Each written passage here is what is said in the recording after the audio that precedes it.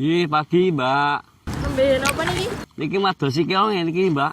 Ah, niki kan omo niki mangani tanaman pantun niki. Pak nyuwun sewu badhe ngobrol-ngobrol saged. Kali kula. Nggih. Wah, nggih, monggo pinara. Ten gubuk kula nggih ten ajeng ngiyup niki. Pun panas niki. Ya.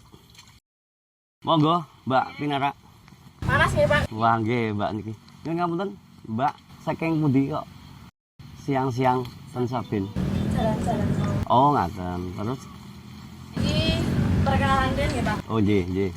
Kula Ulfa saking Medan. Oh, nggih, nggih, nggih.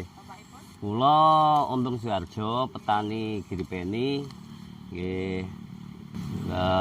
Niki nggih kula dipun dawuhi ngurusi gapoktan wonten ing Giripeni. Nggih. Oh, Bapak Ketua Gapoktan Giripeni nggih, Pak? Nggih, terus, Mbak. Kebetulan nembe tangot-tangot nggih, Pak. Oh, nggih, nggih, nggih. Niki potensi pertanian ten Giripeni niki pripun, Pak? Untuk potensi pertanian di lahan Giripeni sebetulnya sangat luar biasa karena dengan luasan sawah 62 hektar yang 40 hektar adalah tanaman padi, yang 10 hektar lebih itu adalah lahan surjan yang merupakan salah satu peninggalan nenek moyang kita, Mbak. Lahan surjan itu kayak apa? Lahan surjan itu adalah sistem budidaya tanaman dengan membuat dua bidang sawah itu menjadi dua bagian atas dan bagian bawah. Yang bagian atas itu bisa ditanami tanaman sepanjang tahun dan yang di bawah itu adalah untuk tanaman padi, Mbak. Oh, kayak nikong ya? Iya, ya, betul, Mbak. Itu yang dinamakan lahan surjan seperti itu. Jadi petani di sini sepanjang tahun bisa melakukan aktivitas budidaya tanaman, Mbak. Jadi di musim penghujan tetap bisa di surjan atas, di kemarau juga bisa di atas, juga bisa di bawah. Jadi kami tidak ada istilahnya kok prei di sawah tidak ada karena kita punya sistem lahan surjan. Oh, lahan surjan itu tuh saya kathah Pak ten Giripeni. Untuk di Giripeni lahan surjan semakin menyusut, Mbak, karena beriringan dengan banyaknya fungsi alih lahan pertanian yang dulunya lahan pertanian berubah menjadi perumahan, pertokoan. Jadi kira-kira tinggal sekitar 12 hektaran, Mbak, untuk di wilayah Giripeni yang dulu awal saya menjadi ketua Gapoktan itu sekitar 15 hektar, sekarang tinggal 12,5 hektaran, Mbak. Ya. Jadi untuk latar belakang mengapa nenek moyang dulu membuat lahan surjan, karena yang pertama di saat musim penghujan sawah ini sering tergenang air. Oh, banjir. Banjir. Jadi saat banjir petani tidak bisa aktivitas. Nah, itu yang pertama, saat hujan banjir, sawah tergenang air. Yang kedua, saat musim kemarau sulit mencari air. Karena teksturnya agak tinggi daripada saluran irigasi. Nah, nenek moyang di zaman itu dengan kearifan lokal dia menemukan tanahnya itu diangkat sebagian menjadi tanah yang lebih tinggi, yang diangkat tanah yang akan menjadi bidang tanah yang lebih rendah. Otomatis saat kekurangan air akan tetap bisa mengalir ke yang tanah yang rendah. Saat musim banjir dia bisa bercocok tanam di atas. Nah, itu jadi nenek moyang kita menemukan seperti itu dan sampai saat ini masih kita pertahankan. Namun karena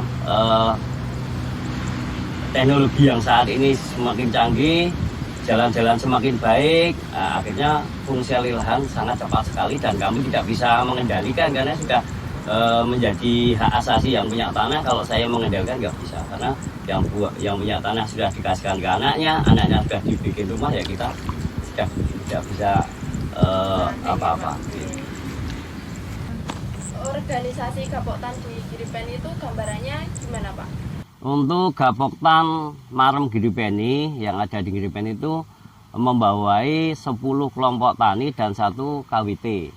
Yang 10 kelompok tani, 4 kelompok tani hamparan sawah, yang 4 lagi kelompok tani ternak, dan yang 2 kelompok tani lahan pekarangan bawah tegaan.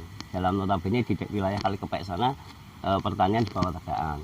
Terus di kelompok tani hamparan itu ada 2 P3A, perkumpulan petani pemakai air, yang di sebelah barat P3A Penirjo yang ada 2 kelompok tani di sana, Kedungrejo dan Sideman Makmur.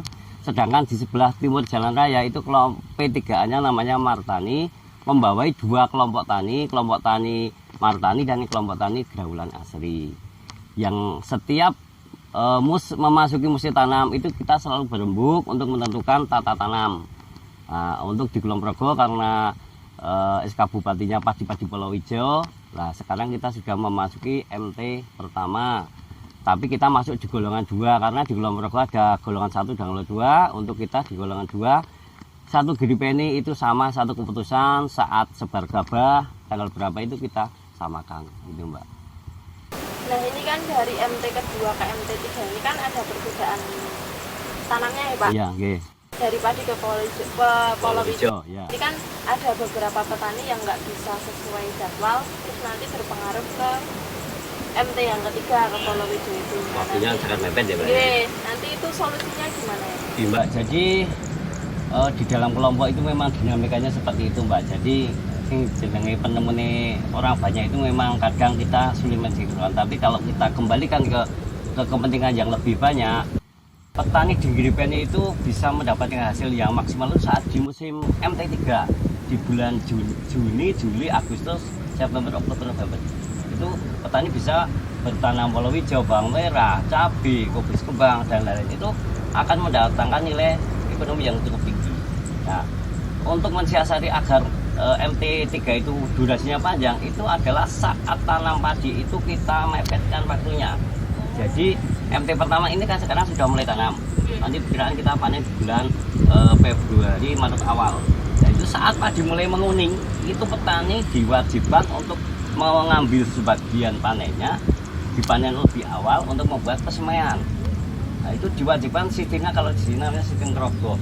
Jadi padi belum tua betul, tapi karena untuk mensiasati agar waktunya bisa maju, kita membuat pesemaian lebih awal.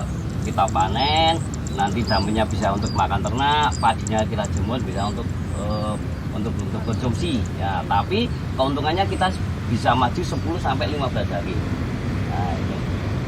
Kalau itu nanti petani bisa melakukan seperti itu, nanti di MT3-nya kita mempunyai durasi waktu juga yang cukup tinggi, lebih banyak lagi. Terus di MT kedua di bulan Juni sudah mulai kuning. Itu nanti P3A harus kompak. Kalau padi sudah kuning itu air ditutup total. Nah, kalau air ditutup total otomatis saat panen lahan sudah kering. Begitu lahan kering, begitu panen padi langsung bisa diolah tanah. Tapi sayangnya kita belum kompak saat padi sudah menguning di MT2 di bulan Juni, air masih masuk. Nah, saat panen masih becek. Panen sampai pengeringan tanah sudah 15 hari lebih. Nah itu baru olah tanah kita sudah terbuang waktu saat banyak sekali. Nah itu Mbak, jadi mensiasatnya ada 2. Yang pertama dalam pesemaian sistem roboh, dan yang keduanya saat padi MT2 sudah mulai menguning total air ditutup dan dimasukkan ke lahan. Itu Mbak. Ya harus kompak. Gapok Tani ini sebagai organisasi kan di bawah naungan pemerintah kami kelurahan ya Pak. Nah itu perannya dari pejabat-pejabat kelurahan terhadap pertanian giripeni itu sampai mana Pak? Oke Mbak, jadi memang untuk Gapoktan yang ada di giripeni khususnya itu memang dulu yang mendirikan juga memang di tingkat kelurahan, kalau dulu memang tingkat desa. Terus karena desa yang membentuk, alhamdulillah desa juga sangat memerhatikan Gapoktan. Dalam setiap tahun anggaran itu kami mendapat subsidi untuk makan minum pertemuan dan rapat Mbak. Jadi kami tiap tahun ada jatah dari dana desa untuk pertemuan di tingkat Gapoktan. Dan juga karena kami di musim tanam padi itu 2 kali selalu mengadakan gerakan pengendalian tanaman padi dari hama penyakit, itu juga bisa juga memfasilitasi, membantu nggak sekedar makan minum untuk gerakan pengendalian oleh seluruh petani yang ada di Gapoktan. Untuk di tingkat kabupaten, memang Gapoktan ada sinergitas di tingkat kabupaten karena salah satu ujung tombak daripada kenaikan produktivitas padi di Kulon Progo adalah Gapoktan. Banyak Gapoktan yang menjadi lembaga distribusi pangan masyarakat LDPM. Tapi karena di Giripeni itu termasuk desa rawan pangan, karena yang dinamakan desa rawan pangan adalah luas panen padi dalam 1 tahun itu kalau dikonsumsi seluruh warga Giripeni kurang. Jadi Giripeni masuk desa rawan pangan sehingga Giripeni tidak masuk gapoknya yang menerima LDPM. Cuma fasilitasi yang dari dinas itu sangat banyak sekali. Jadi biasanya di MT2 itu kami mendapat fasilitas bantuan benih padi. Itu di MT2. Ini MT pertama tidak ada bantuan, nanti MT2 ada bantuan. Juga ada bantuan alat mesin pertanian, ada traktor, ada mesin tanam padi transplanter, juga ada bantuan combine harvester yang alat untuk panen itu. Jadi banyak sekali bantuan-bantuan yang kami terima dari Dinas Pertanian dan juga dari kelurahan. Ini kan banyak pertanian di luar sana itu yang ditambahkan fungsinya sebagai tempat wisata nih Pak. Nah, tanggapan Bapak untuk hal tersebut pripun Pak? Untuk Giripeni sebetulnya mempunyai SDA yang cukup bagus dengan lahan sawah kita. Dengan di sana ada pegunungan kita, itu kalau nanti ada di sini mungkin kuliner atau apa yang bisa di dekat jalan ini, karena jalan ini adalah jalan kabupaten yang setiap hari setiap saat dilewati oleh banyak orang. Jadi kalau ini ada tempat ataupun tempat selfie yang bagus itu sangat menarik. Contohnya di sini dulu dipasang setiap Agustus itu bendera itu sangat banyak yang selfie di sini. Itu kan membuka sebetulnya kita kalau bisa menangkap itu adalah salah satu peluang. Kalau di situ nanti ada tempat yang menampung lebih bagus lagi akan lebih baik. Yang kedua kalinya di sini ada lahan surjan. Kalau kita bisa mengedukasi dengan pasar tani atau apa yang mungkin selapanan, mungkin minggu ponan atau apa, nanti di situ petani kumpul, pedagang lokal kumpul, hasil pertanian kita jajakan di situ. Kalau nanti sudah menjadi rutinitas dan sudah kita move on ke dunia maya, sudah menjadi masyarakat itu minggu pon, wah ini mesti di Bulak sana, Giripeni mesti ada pasar tani, wah kita mau belanja sana. Nah itu kan bisa menarik wisatawan baik domestik maupun yang lain, apalagi dengan adanya Banjarania. Nanti kalau kita sudah bisa bekerjasama dengan pemandu-pemandu wisata, wah ada turis dari Jepang pas minggu pon, nah itu mau diajak kemana? Oh di Giripeni nanti bisa lihat tanaman padi, bisa lihat apa, mungkin kalau nanti ada sepeda, bisa sepeda keliling sawah, itu kan sangat bagus. Jadi intinya SDA kita ada, cuma kita dalam memanage dan juga meningkatkan SDM-nya itu seperti apa dan kemauannya seperti apa. Nek peluang harusnya Giripeni mempunyai peluang untuk bisa ke situ, untuk menjadi agrowisata, sawah, lahan surjan bisa. Terima kasih ya Pak buat waktunya sudah ngobrol-ngobrol. Semoga harapan-harapan yang Bapak inginkan dapat tercapai.